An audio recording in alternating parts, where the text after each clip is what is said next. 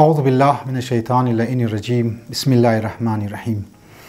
عزیزان محترم، مباحث اخلاقی را شروع کردم و رسیدیم به مسئله کینه، خودپسندی و دیگر مسائل را هم در خدمت شما گفتم. شما میتونید چینل از ما در پلیلیست از ما که مسائل اخلاقی است، درباره غفلت است مطالب، اونها را شما فالو کنین و یک گزارش همی است که چینل از ما را سابسکرایب کنین، فارورد کنین ویدیوز را، لینک شی که در فیسبوک میدم اونا را در مختلف واتساپ گروپ بدین که انشالله یک صدقه جاریه هست. این تعاون را ما حتما شما میخواهیم که دمو تعاون مالی نمیخواهی، فقط می تعاون معنوی که شما کزمو کاپریت کنین تا پیغامات که است در جوانها برسه و در مردم برسه، تا معاشره از طرف کمال بوره، طرف خداوند متعال که است بوره.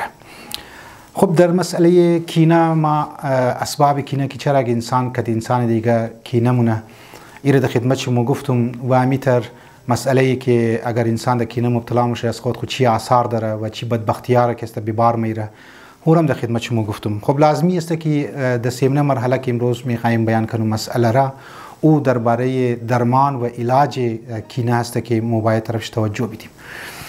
یکی از راههای علاج کینه که انسان در کینه مبتلا میشه باید عوامل را طرفش توجه بده، اسباب را باید طرفش توجه بده. مثلا یکی از اسباب مذاقای بیجا هست، مذاقای بسیار ناروا انسان که دوست خمونه در دل از کینه ایجاد مونه.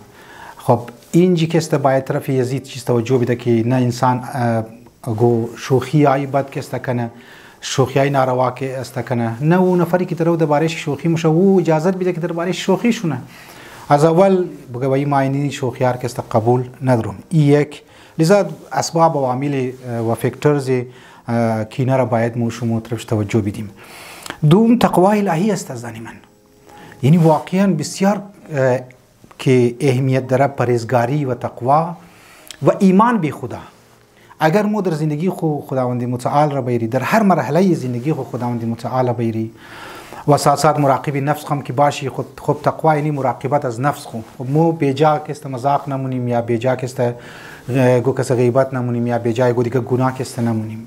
لذا خدا باید در زندگی انسان باید لمس شونه، خدا در زندگی انسان باید تب جا که انسان آهسته آهسته میتونه طرف کمال بوره، آهسته آهسته میتونه طرف تقرب پروردگار عالم بوره و ساتھ یزی مرضهای که انسان ها در صفات رذیله مبتلا میشه از اینا خود کسته حفظ کنه.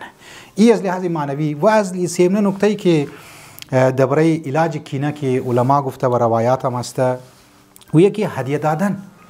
اگر یک نفر که دستو ناراض است و واقعا تو تول یک دفعه دو دفعه سه دفعه نرفته، یعنی در اول مرحله تو همین اول مرحله هم کوشش نکردی، اگر تو بوری کوشش کنو همراه یک هدیه بور، همراه یک گیفت که است بور. اگر شوهر که زن خو ناراض است، زن که شوهر خو ناراض است، از رای کی امزی گیفت دادو میتونن که است محبت ایجاد کنن، میتونن الفت مابین خو که است ایجاد کنه.